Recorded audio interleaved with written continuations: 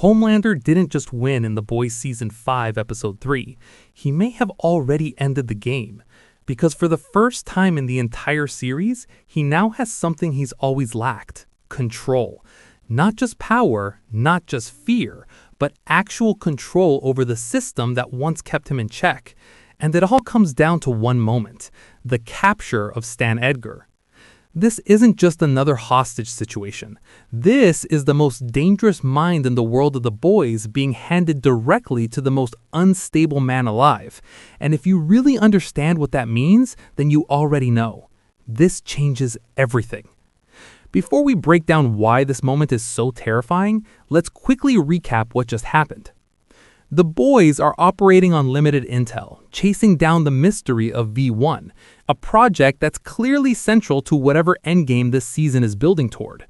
They move on Stan Edgar's bunker, hoping to gain an advantage, but things spiral fast. The ambush doesn't go according to plan.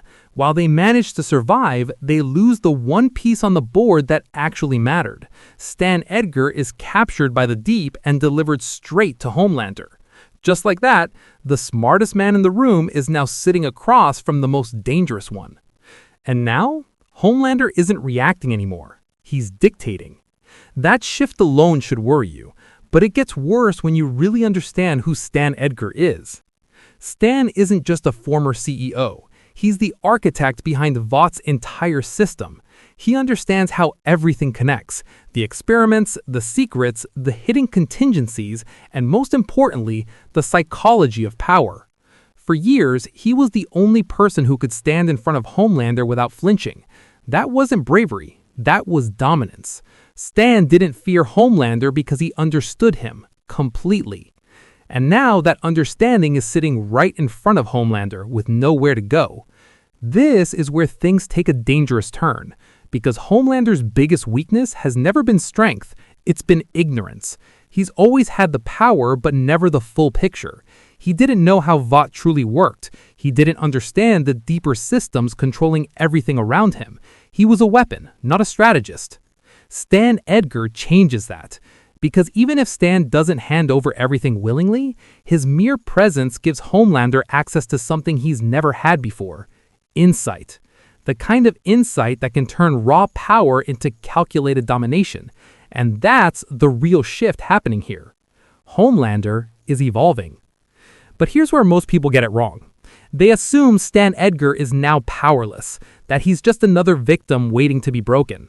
That couldn't be further from the truth. Stan's power was never physical. It was always psychological. Even in chains, he's still dangerous, because he doesn't need freedom to influence the situation. He just needs proximity, and now he's closer to Homelander than ever before. The real question isn't whether Homelander can break Stan. It's whether Stan can manipulate Homelander first, and that's where things become unpredictable. Because Stan Edgar doesn't panic, he calculates. Every move he makes is long-term, so even if he appears to cooperate, it doesn't mean he's losing. It might mean he's adapting. And if he decides to play along, even slightly, that opens a door that should terrify everyone. Because Homelander, despite everything, is still vulnerable in one key way. He craves validation. He wants to feel in control, but he also wants to feel understood. And Stan is one of the only people who has ever truly understood him. That dynamic doesn't disappear just because the power balance has shifted. If anything, it becomes more dangerous. Because now, Stan might choose to lean into it. Not out of fear, but out of strategy. But let's not ignore the other side of this equation, because Homelander isn't the same man he used to be either.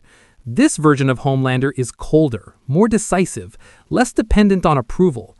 He's crossed the line where intimidation is no longer enough. Now he's willing to act without hesitation. And that's where Zoe comes into play. Zoe is Stan Edgar's only real vulnerability. Homelander doesn't need to dominate Stan directly. He just needs leverage. And threatening Zoe gives him exactly that. It introduces pressure in a way Stan can't completely ignore. But even here, it's not as simple as Stan will break. Because if Stan gives in, it won't be out of fear. It will be calculated. That's what makes this situation so complex. You're not watching a villain interrogate a victim. You're watching two predators circle each other, both trying to gain the upper hand in completely different ways. And while that battle is happening, the boys are stuck in the worst position they've ever been in. Because here's the uncomfortable truth. The boys might actually have more direct information about V1 right now than Stan does. They've been on the ground, chasing leads, uncovering files, piecing together fragments of the truth. But information alone doesn't win battles.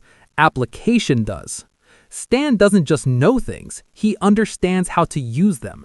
He knows how Vought hides its secrets, how its systems are layered, how to connect dots that don't seem connected.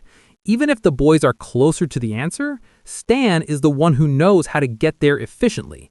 And now Homelander has access to that mindset, which means even incomplete information becomes dangerous. Meanwhile, the boys are left scrambling with a file and a handful of guesses. They're reacting, not controlling. And that's a problem, because this time, reacting might not be enough. Because Homelander isn't waiting anymore. He's moving. And once Homelander starts moving with purpose, the entire dynamic of the show changes. For most of the series, Homelander has been chaos, unpredictable, emotional, explosive. But now, for the first time, there's a path for him to become something far worse: strategic. If he manages to combine his raw power with even a fraction of Stan Edgar's strategic thinking, then this isn't just a power imbalance anymore. It's domination.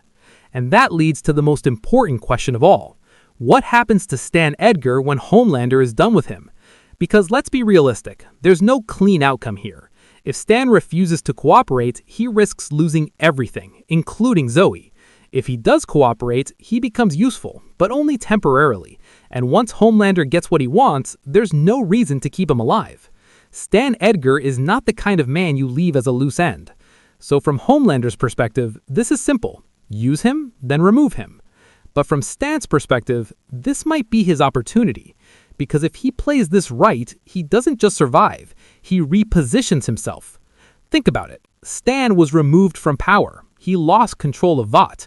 But now, sitting across from Homelander, he has direct access to the one person who currently controls everything. If he can influence that even slightly, he can start rebuilding his position. Not publicly, not immediately, but strategically. And if that happens, then this situation becomes even more dangerous than it already is. Because now, you're not just dealing with Homelander.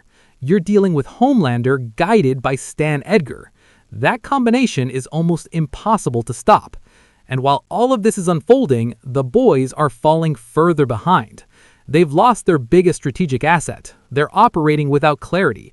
And they're facing a version of Homelander that's no longer just reacting emotionally, but potentially thinking ahead.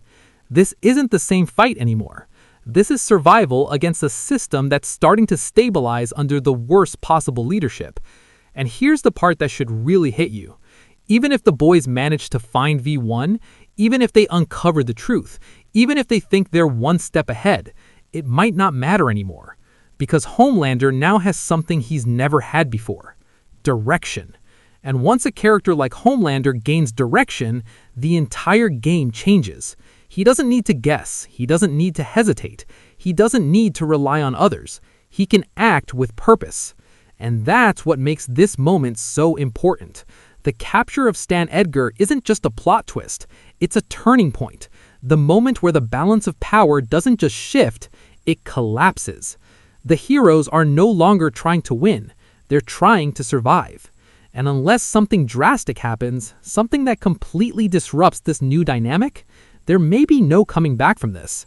Because right now, everything points to one terrifying conclusion.